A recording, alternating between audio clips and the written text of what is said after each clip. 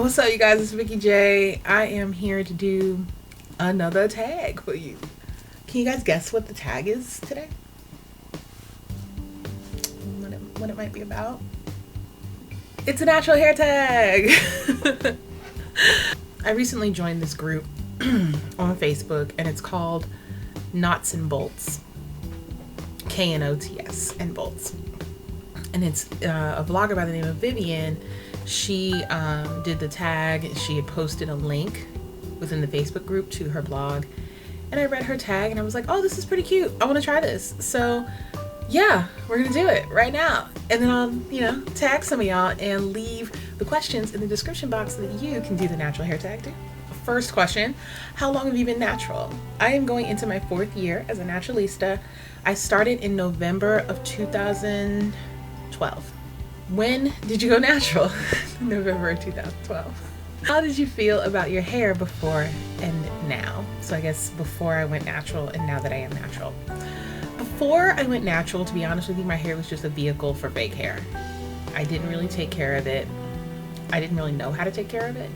So now, I would say, I'm kind of feeling myself. I'm not even gonna lie, you guys. Like, I love my hair and I love to take care of it. When I decided that I was no longer going to get relaxers, I really hadn't had it in my mind that I was going to start taking care of my hair necessarily. I just didn't feel like getting relaxers anymore. I was just over it. My hair that I had buzzed off started to grow back really quickly. I said, you know what? Let's get this relaxer off of my hair. So I just had my cousin cut my relaxed ends off. I ended up with like a pixie cut. And from there, it became an afro. And then after that, it became a big afro, like a medium-sized fro. And I said, yeah, I should look into taking care of this. It just kind of happened that way. It wasn't really a conscious decision to have a big chop and whatever. Like, it really wasn't. I didn't even know what that was. I found a meetup group in my area called Boston Naturals, and I met with like-minded women. We did like product swaps, and we had these like educational seminars and events, and it just really started to become a passion of mine to just learn my hair and be an inspiration to other women who really wanted to but didn't really have the knowledge or the support perhaps to do it. So now it is a passion of mine. My regimen is fairly simple at this point. I dedicate Sunday usually to my wash day. So I will detangle the night before and just section my hair into 4 sections. Then the next morning, I'll let the detangler sit overnight, and the next morning I will wash my hair out. And I will use either a cleanser or I'll use my co-wash depending on how dirty my scalp happens to be. And once a month, I will do a apple cider vinegar rinse for my scalp. But outside of that, I just cleanse my hair, and then I treat my hair with a deep conditioning treatment. And I follow that up with, after I rinse out the treatment, I follow that up with moisturizing my hair. Products that I use, I am a huge fan of As I Am Coconut Co-Wash and their cleanser.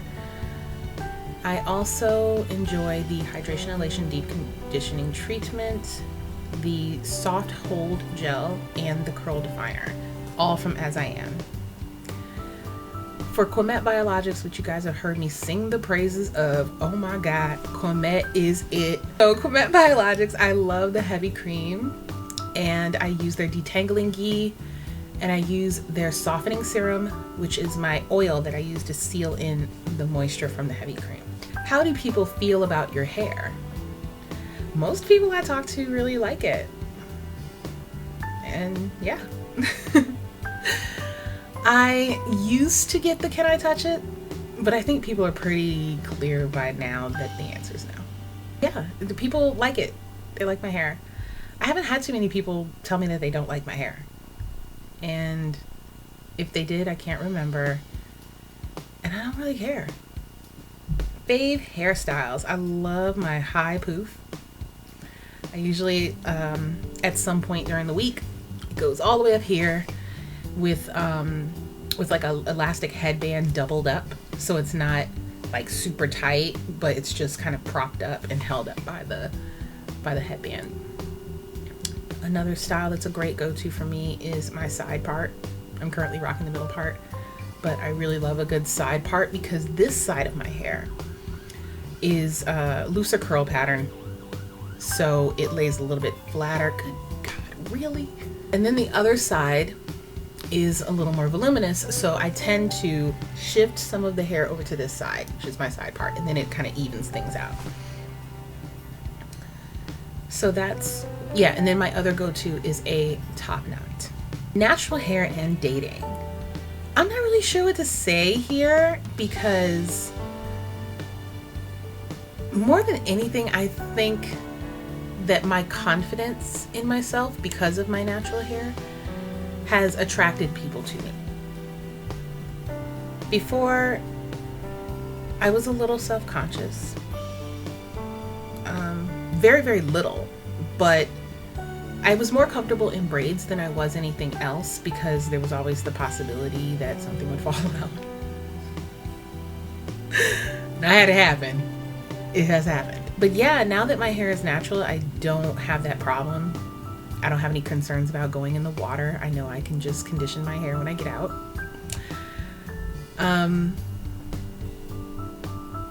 Guys haven't really commented on my hair except to say that it was pretty, like, you know, compliment me for it. And I've never really, I've literally never had anyone that I've dated have a problem with my hair. Now, just because it hasn't happened to me doesn't mean that I don't know that it happens.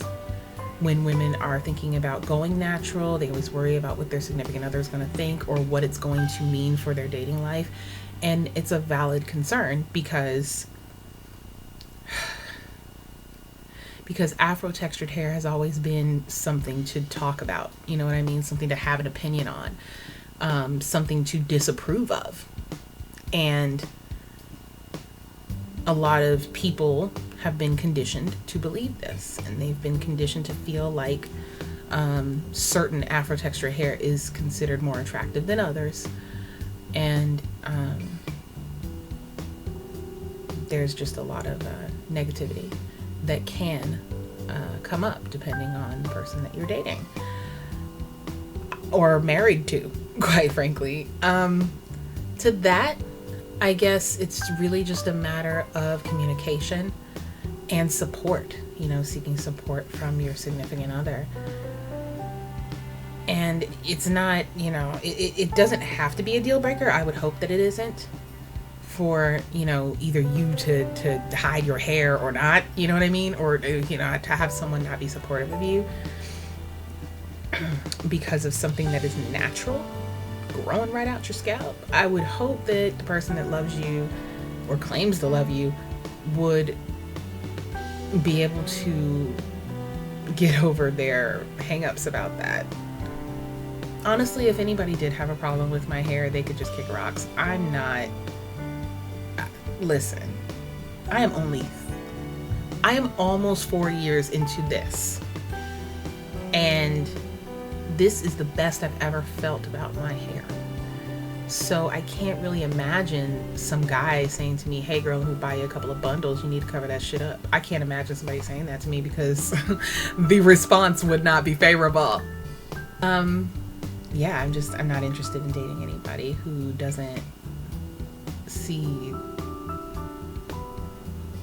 think that I'm beautiful as I am. I've had guys say,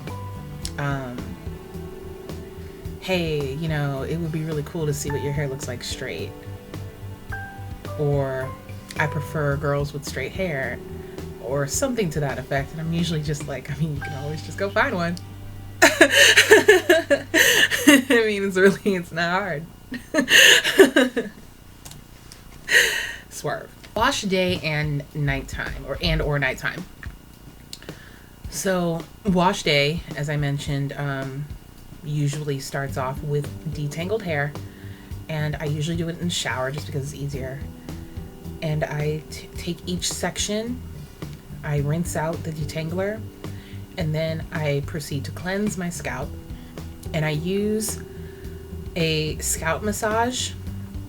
It's just this cute, like, I'll link it to you guys in the description box. It's this cute little vibrating mechanism that's waterproof, and you just massage your scalp. It stimulates hair growth and it helps you dislodge all the product from your scalp. And I do that in sections. After I finish cleansing my hair and rinsing it out, I just retwist it just to keep it detangled. And I follow that up with my deep conditioning treatment. Then I rinse it out and I moisturize. The nighttime for every other day leading up to wash day is just about keeping my hair protected while I'm sleeping. So I'll wear a bonnet. I use my crowning jewel, which I will also link to you guys in the description box. It's really great. It's something that you can wear outside if you don't feel like taking it off. You can get them in really nice colors and fabric choices, patterns, and it's also lined with satin on the inside. So if you don't have a satin pillowcase, or if you're sleeping over somebody's house, it's just a really great thing, and it doesn't come off in the middle of the night, which is great. And that's really it. If I feel like styling my hair, I'll put it in some bantu knots or some flat twists or some regular twists, or I don't know. But usually I don't. Usually I just wear it free. Throw it out. Why not? Advice for new naturals. My advice is to be patient more than anything. Be patient and work on this as if it were a relationship. My hair is like, I feel like she's a separate entity from myself, even though she's a part of me. Like, I call her. You know what I'm saying? And I feel like she's having a conversation with me on every time I touch her or deal with her in terms of like styling, or in terms of washing and treating and all of this. Like, we're having a conversation. She's like, oh yeah, girl, I like how that feels. Or, what's this? What are we doing?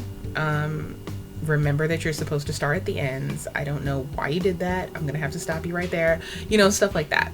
So I've just developed a relationship with my hair, and as a result, she has rewarded me with length retention and curl definition. Like, she's doing all right. I appreciate her. And I had to learn to kind of not have curl envy, which is something that new naturals tend to come across. And at first I was like, because right now it looks, what is this? What's going on right here? I had my hair tied back, so some pieces are a little straighter than others, but generally speaking, it tends to look like this right here. But anyway, I had to learn not to have curl envy or density envy. I have fine hair, and my hair is never going to be thick and full because that's not the way my strands are. I had to learn that, and I had to accept that. I went through a lot of different phases, normal phases that you're going to go through, and so my general advice is to just be patient about it and seek support. If it's not in your family, then or your friends, find a meetup group or a support group. There has to be one in your area. Wherever there are brown folks, there's going to be natural hair. And now that there's that social media has opened the world a little bit more in terms of making connections, you can definitely find something in your area or something close by where you can meet and talk to people and gain advice. Even if it's not face to face, you can just find a forum. But yeah, seek the knowledge, seek the advice and the sisterhood that can be found within the natural hair community. So yeah, I'm going to leave you guys some resources in the description box for natural hair information, some of the products that I mentioned in the video, and the blog Boston Naturals, which I contribute to.